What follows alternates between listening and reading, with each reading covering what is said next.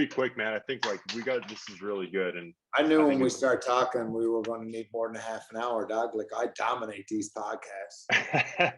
I want this one to be a little bit different. You know what I mean? Like everyone kind Yeah. of knows your story a little bit and we'll touch on it and stuff, but like, it's not even about that. It's about like the things that you've learned and being able to push it into mentality serious for these kids so they can hopefully take something from it.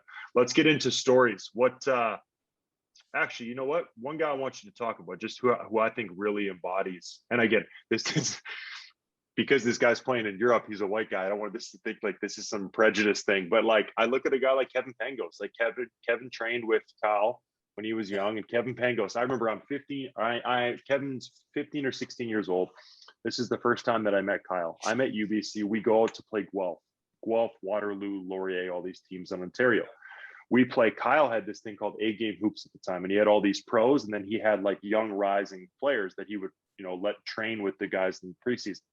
Yeah. We had a guy named Josh White, who was the player of the year in U Sport. Josh was good. He scored 30 on NCAA teams in those games we played early in the year. We had another guard named Alex Murphy, who was a fifth-year guy, very good, was all conference. He has to guard this 16-year-old kid. This kid literally looks like he just came out of math club. Yeah.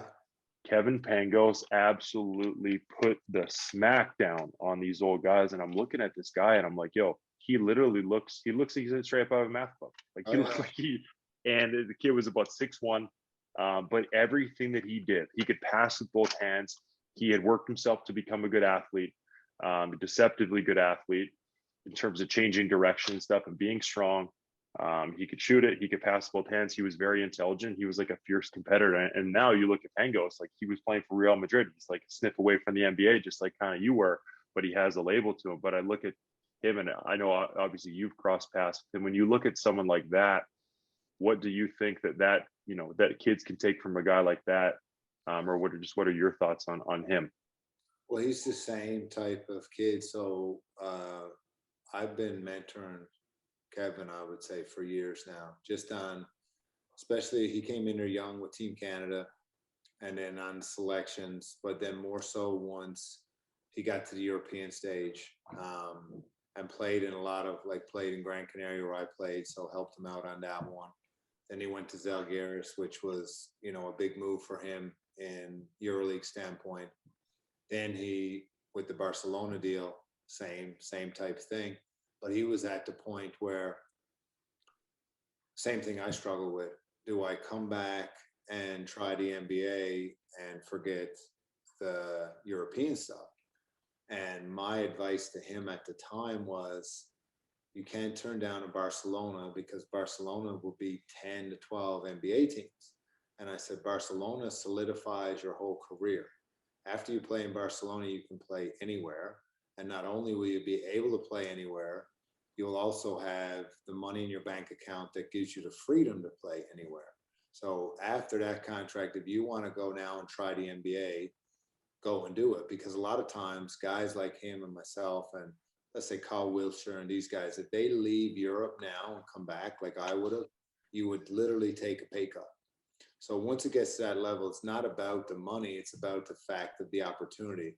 So if you come back and try and you get cut, you give up all your opportunities that you have in Europe because they're not going to wait for you. They're not going to those contracts are already gone. Those contracts are gone. So now you're into October, NBA preseason. Now you're into November. So you missed August, September, October, November. So you missed 4 months of money, plus all those opportunities are gone. So where are you going to end up? And that was always my biggest fear of why I didn't do it. But that being said, it was always my biggest regret. So we've talked many times on the fact that if he doesn't try, it will haunt you like it's haunting me. It's been my biggest regret my whole career, not going back, trying the NBA when I was good enough to make it. And I said, once you solidify yourself in Europe and you have that foundation, you can go back to Europe at any time because you now are Kevin Pangos.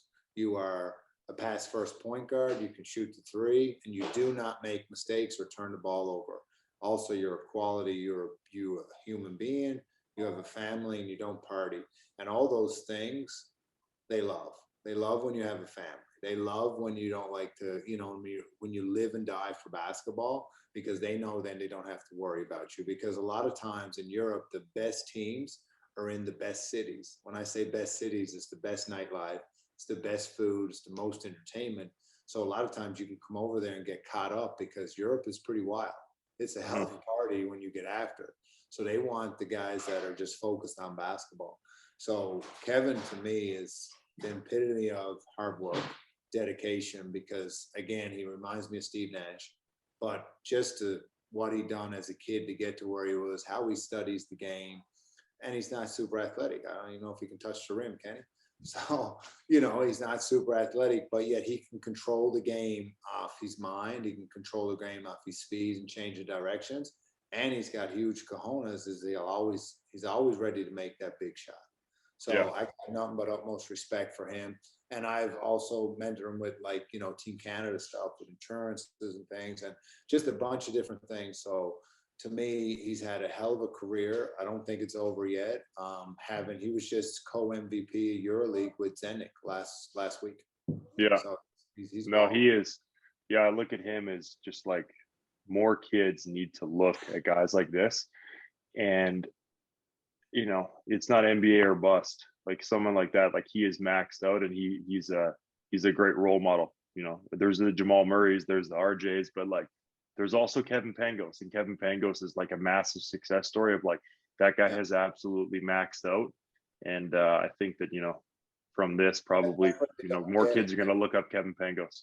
The true hoopers that understand, or the coaches and things, they understand the European careers. Like Jay Triano had one of the nicest comments about me as well. He said, outside of Steve, he said, you probably have the best basketball career. That the shame is, he said, a lot of people don't even understand that you've had.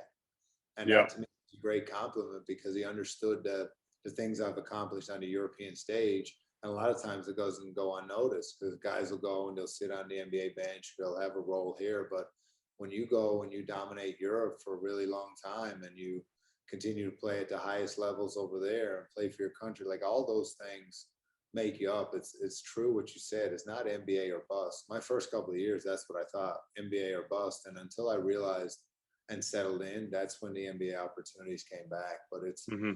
it's tough as a player too, because that's what you grow up dreaming to be your whole life, right? Yeah. Yeah. No question. But I mean, look at you now, dude.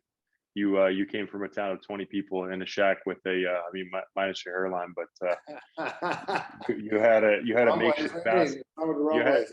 you had a makeshift basketball hoop on the side of the Atlantic Ocean, and now I mean I've been to your house. You have a basketball court in your house, and you have a beautiful family, and all because you know